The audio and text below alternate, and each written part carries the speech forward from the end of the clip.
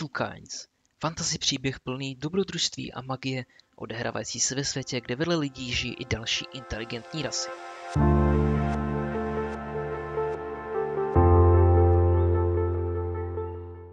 Ahoj, zdravím vás u dnešního videa. Naposledy vám Jarda v rychlosti popsal, co je Two Kinds a o čem to je. My se dnes spolu zaměříme na téma, které hraje v tomto komiksu jednu z největších rolí. Povíme si o rasách světa Mekan.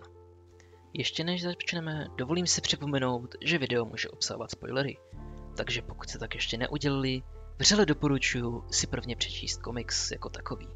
Odkazy najdete v popiscích videa, a to jak originálu, tak k přeložené verzi. Jako první rasu si probereme lidi. U lidí v tomto světě najdeme oproti tomu našemu reálnému vlastně jediný rozdíl, a to je paleta barev vlasů. Ve světě Two Kinds se mohou lidé narodit s barvou vlasů, které my jsme v realitě považovali za nepřirozené. Hned mezi hlavními postavami máme dokonalý příklad, a to je Trace, který má světle modré vlasy. Lidé v tomto světě jsou víceméně na úrovni reálného středověku a jejich společnost je na styl monarchismu. Lidé v tomto světě jsou také schopni užívat magii. Primárně se magie je vyučována a užívána mezi templáři. Templáři magii však ale nejen vyučují a praktikují, ale i ji zkoumají a dále se ji snaží rozvíjet. Jejich hlavou je hlavní templář, neboli Grand Templar, pod kterým pak jsou mistři templáři, Templar Masters, kteří mají na starosti jednotlivé sektory templářského kultu. Ačkoliv templáři teoreticky podléhají autoritě krále lidské říše, ve výsledku si dělají vlastně co chtějí. Jak magie v tomto světě u lidí funguje? Magii je schopen využívat téměř každý člověk, pokud na to má dostatečné zkušenosti. Samozřejmě je k tomu zapotřebí mana. Tu jsou lidé schopni pasivně čerpat ze svého okolí, ale jakmile svoji rezervy potřebují, musí počkat, až se doplní. Proto templáři staví takzvané templářské věže.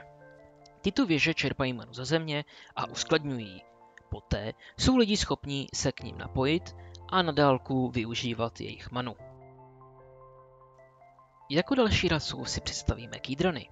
Jedná se o humanoidy, kteří vzhledem vypadají jako zvířata, ale mají vlastnosti člověka. V našem světě bychom je nazvali furíci. Kýdrani nejsou tak jednoduchá rasa na popsání jako lidi. Je to totiž několik ras hozených do stejného pytle. Jednotlivé rasy v tomto pytli však nejsou spolu vždy úplně přátelské. První způsob rozdělení těchto ras je do dvou rodin, psovití a kočkovití kýdrani. Každá z těchto rodin má své území na jiné straně ostrova, rozdělení od sebe lidským územím. Jak vidíte, kočkovití kýdrani žijí převážně na východ od lidí. Ačkoliv na mapě jsou napsaní pouze tygři, existují i další druhy kočkovitých, leopardi a lvy. V komiksu se však potkáváme převážně s tygry. O leopardech toho moc nevíme, ale podle všeho jsou relativně vzácní.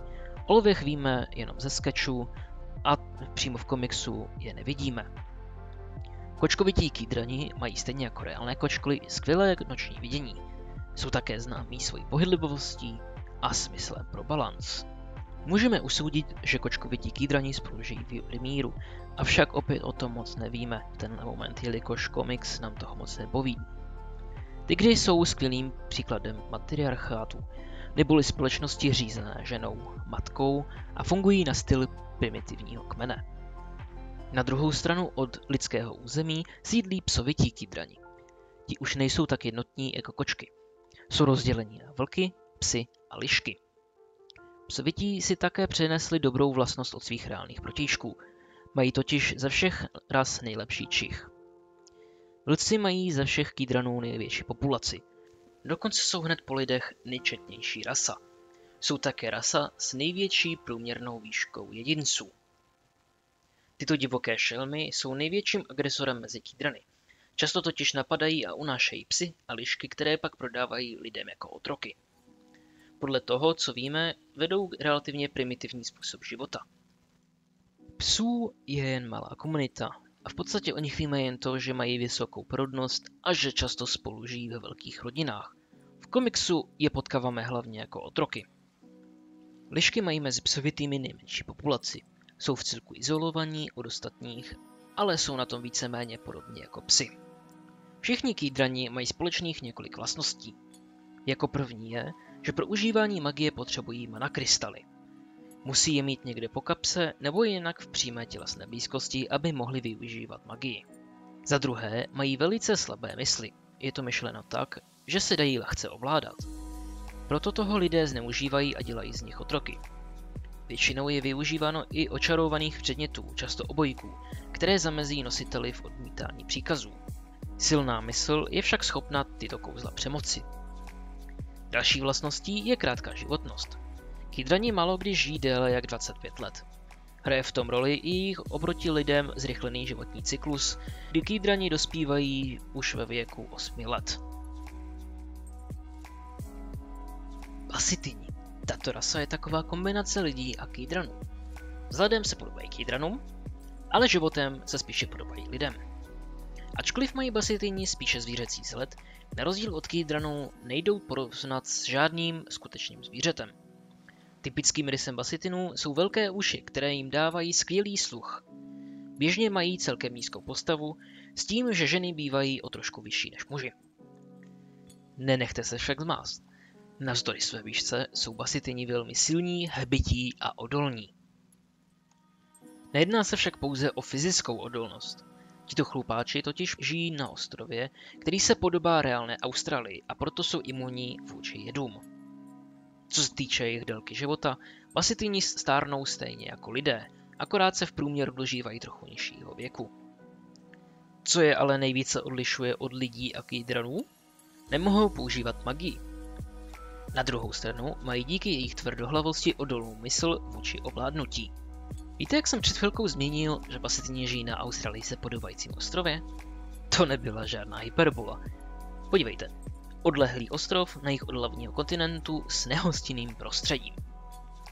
Basityni se v základu dělí na západní basityny a východní basityny.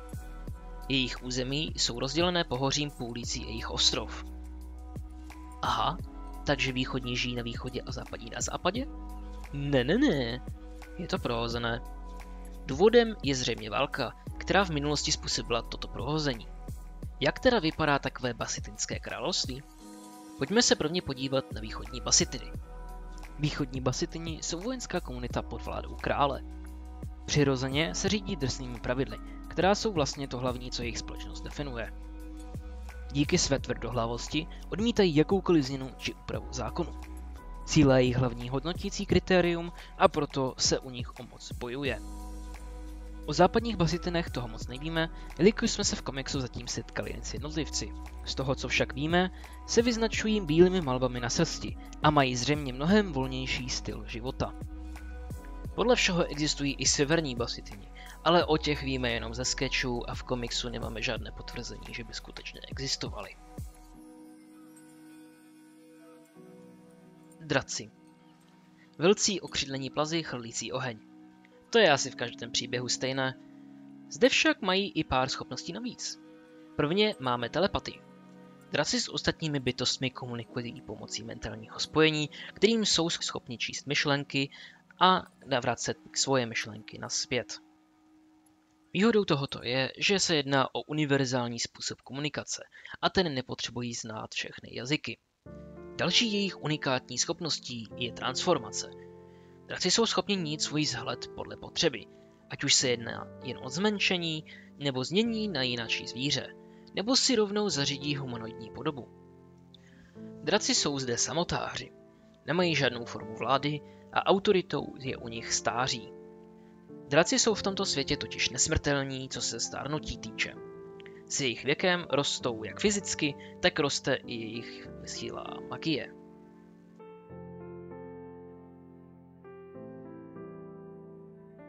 A drakisti. Jedná se o lidi, kteří jsou až moc zaujatí do draků. Mají nějaké ty dračí rysy, jako jsou plazí končetiny, nějaké ty šupiny, ocas a umí chrlit oheň. Jsou to ale jinak běžní lidé. Velice zajímavý jedinec, který stojí za to zmínit, je Rain Silverlock. Jedná se o dívku, která sice je oficiálně člověk, ale má schopnost se kompletně přeměnit do vlčího kydrana. Tuto schopnost však považuje spíše za prokletí, protože ji nemá úplně pod kontrolou.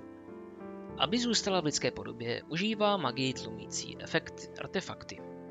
Důvodem této schopnosti je její otec, vlčí Kýdran, schopný se přeměnit do člověka.